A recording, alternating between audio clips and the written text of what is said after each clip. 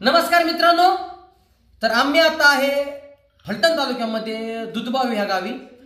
तर इथे जे आहेत आम्ही शूटिंग दरम्यान इथं आलो होतो आणि इथं आम्हाला भेटले आहे दीपाली विठ्ठल गेसगे यांच्या घरी आता आम्ही आहे। आणि मित्रांनो, खूप सुंदर असं पुरणपोळीचं जेवण ह्यांनी आम्हाला केलं होतं, ह्या आमच्या भगिनी। आणि त्याचबरोबर इथं घरी आल्यावरती ह्यांनी आम्हाला सांगितलं ह्या उच्च शिक्षित मुली, ह्यांच्या 2 मुली आणि 1 मुलगा, दोन्ही उच्च शिक्षित आहेत। त्याचबरोबर ताईंचा सुद्धा मिशन क्लासचा मोठा व्यवसाय आहे।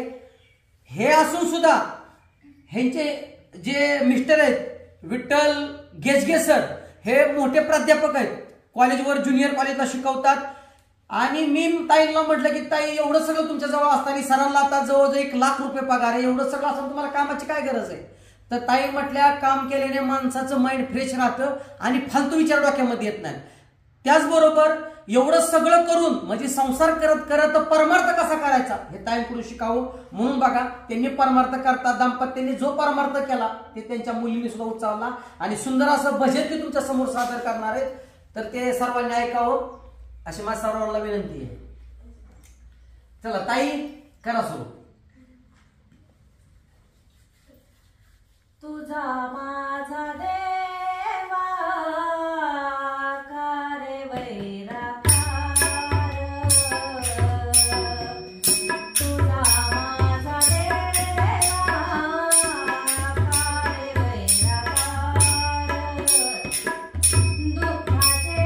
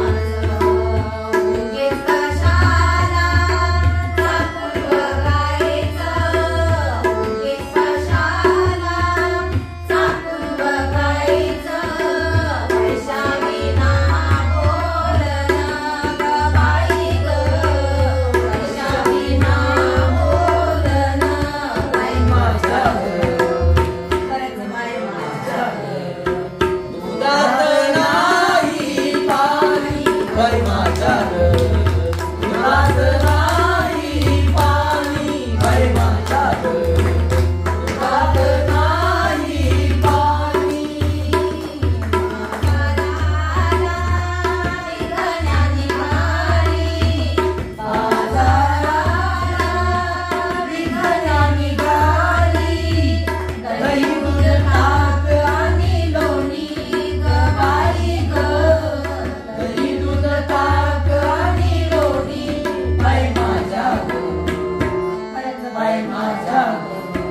दुधात नाही पाणी बाई माझ्या ग दुधात नाही पाणी बाई माझ्या ग दुधात नाही पाणी.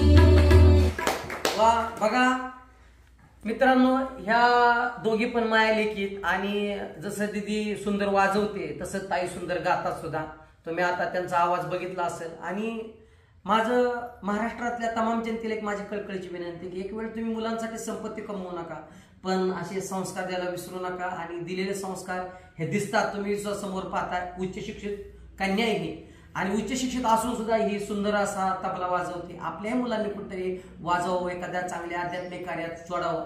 आणि मित्रांनो, चांगले विचार हे बाजारात विकत मिळत नाहीत, हे आई वडिलांकडूनच घ्यावे लागतात, चांगल्या बैठकीवर घ्यावं लागतात. म्हणून पुन्हा एकदा आपण ताईंसाठी टाळ्या वाजवत आणि सुंदर प्रकारे भजन म्हटलात, ताईंनी सुंदर प्रकारे वाजवलं, त्याच्याबद्दल गणापाळ युट्यूब चॅनल कडून तुमचं मनस्वी आभार.